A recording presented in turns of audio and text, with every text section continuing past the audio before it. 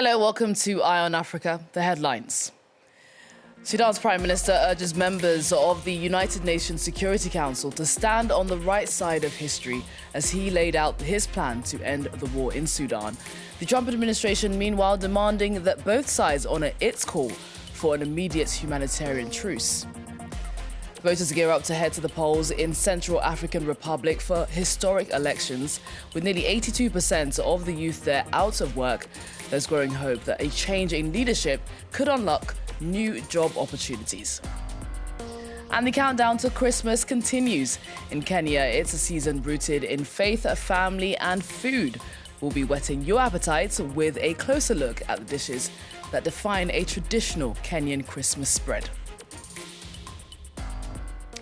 As the latest diplomatic push to end the war in Sudan, the country's Prime Minister has laid out his plan for peace at the United Nations Security Council.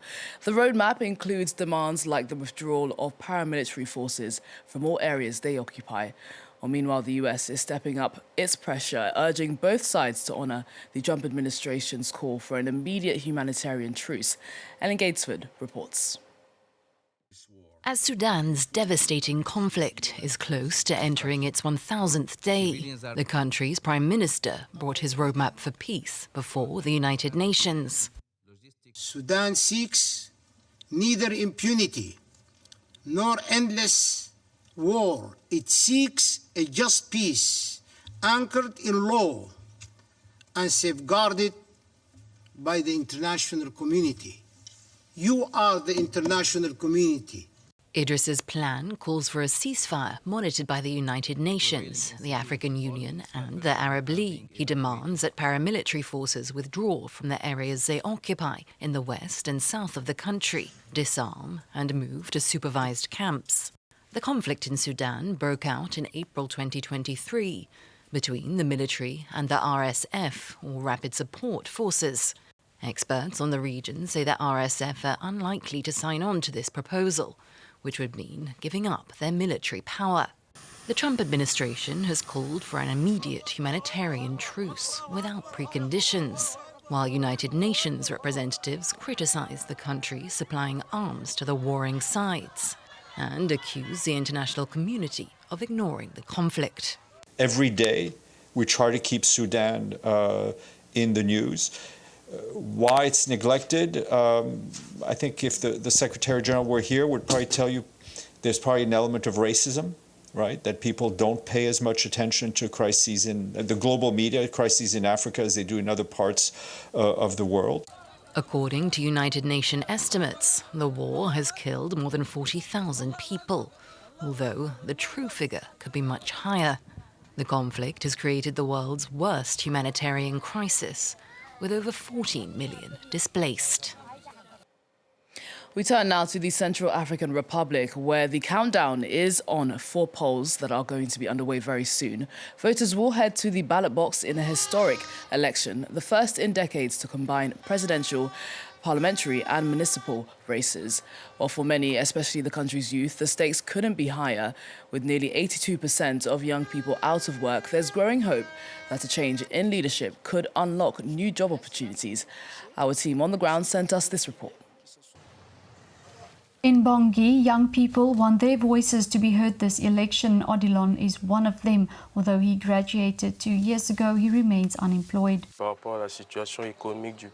Given the country's economic situation, I decided to start working small jobs in order to provide for my family. I expect a lot from these 7 candidates, especially the creation of jobs to help young people. Some local initiatives try to offer solutions. The Bangui Hub Foundation assisted more than 1,000 unemployed young people in entrepreneurship this year. As you know, the latest figures show an unemployment rate of 82% among young people. That's why we set up this program, to work alongside the Central African state to support young people who, instead of looking for jobs in public administration, want to create their own businesses. The goal is to promote self-employment and enable these young people, in turn, to hire other young people. As the 28 December election approaches, young people are mobilizing. Many are collecting their voter cards, determined to make their voices count at the ballot box. On behalf of his peers, Cameroon is calling for renewed policies that will benefit the youth. The future president of the Central African Republic must implement an effective policy for young people, because young people can no longer remain idle. We need real change to ensure the country's development. In a country where economic growth remains below 2%, creating jobs is a major challenge facing the future president. Next, supporters of Ivory Coast's former president Laurent Gbagbo are deeply split over whether to take part in the country's upcoming parliamentary elections. While Gbagbo's party officially called for a boycott of the legislative polls, cracks are now emerging. Several party members have defied the directive and entered the race. Julia Guggenheim and Damien Kofi report. This is the Zaibo neighborhood in western Ivory Coast. Stéphane Kipre is a former vice president of the African People's Party, Ivory Coast's opposition party formed by ex-president Laurent Gbagbo. He's running as an independent candidate in the upcoming parliamentary polls because his party, despite being popular here, has boycotted the election. A parliamentary election is first and foremost a commitment between a person and their constituents. So we might not be ready in Cocody, but be ready in Zaibo.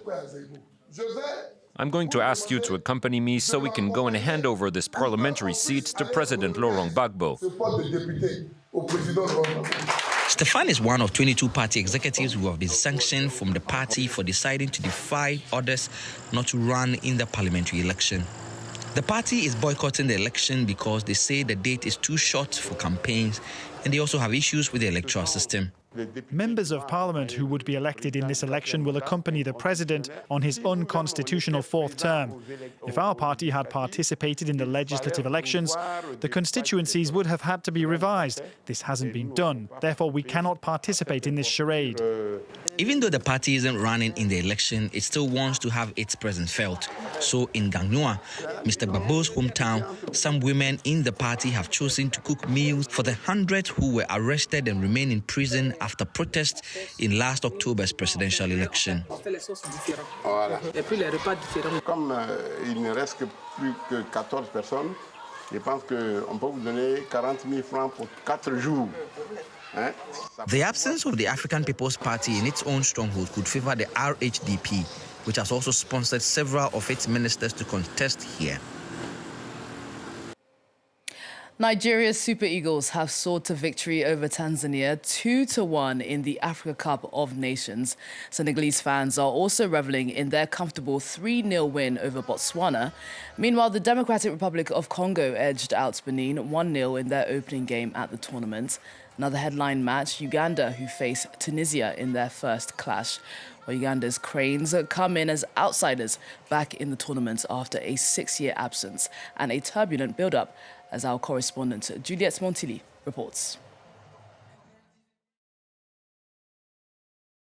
It's a tense start for the Ugandan team. Over the weekend, the Cranes were seen leaving their training ground earlier than expected and returning to their hotel. According to reports, these tensions are linked to a qualification bonus promised to the players for reaching AFCON, a bonus estimated at around $10,000 and still unpaid. The players reportedly decided to boycott training after a heated meeting with the Ugandan Football Federation on Friday. The federation suggested that the payment of this bonus should be covered by the Ugandan government. This is actually not the first time the Cranes have faced such a situation. During the 2019 competition, players skipped 2 training sessions over a similar dispute, a standoff that was eventually resolved after the federation agreed to pay each player an additional $6,000 bonus. This time, so far, the federation has made no official comment and has not responded to our requests.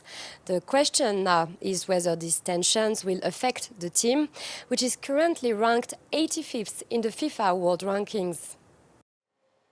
Well, Uganda is not the only team plagued by controversy at AFCON after failing to qualify for the 2026 World Cup and sacking their coach just weeks before the Africa Cup of Nations. Cameroon's national team is facing an uphill battle ahead of their opening game against Gabon on Wednesday.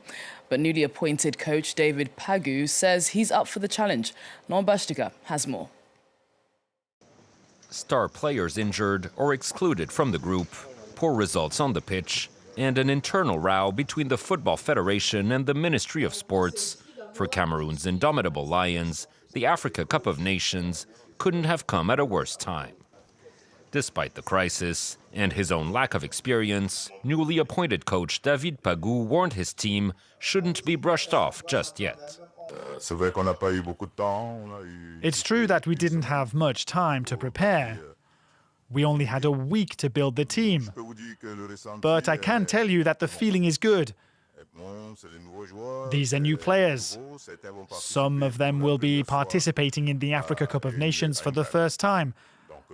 I like this kind of challenge.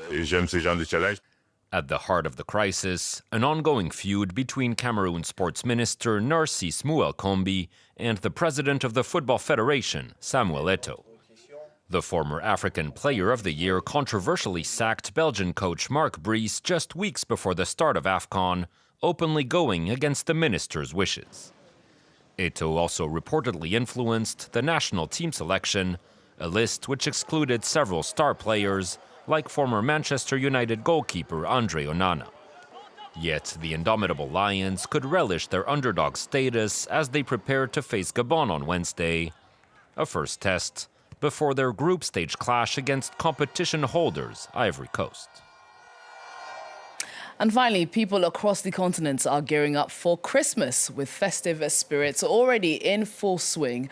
Well, in Kenya, Christmas is primarily a religious celebration that brings families together. The day is usually marked by a generous spread on December 25th. Elodie Cousin and Bastien Renouy have more. It's time for this family to do their Christmas grocery shopping.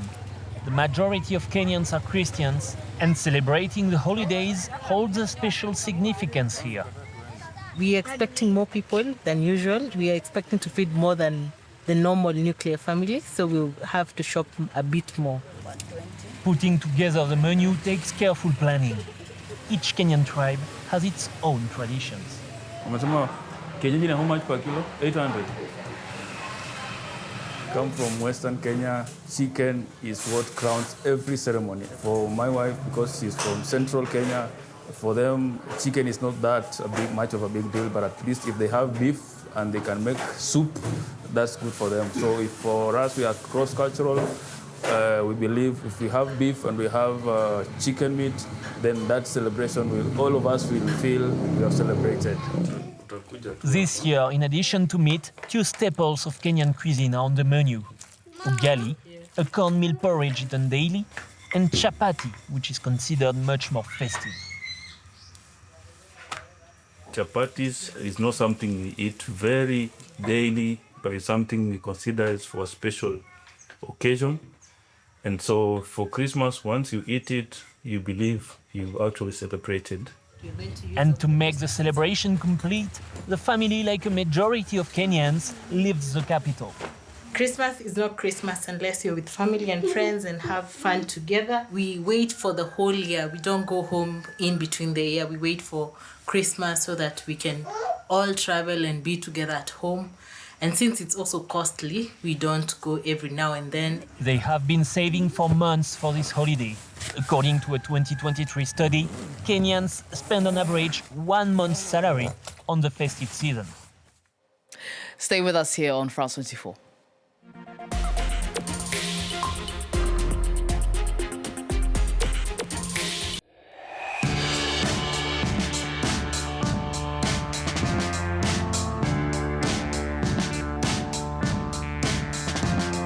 France 24, a different point of view. Liberté, égalité, actualité.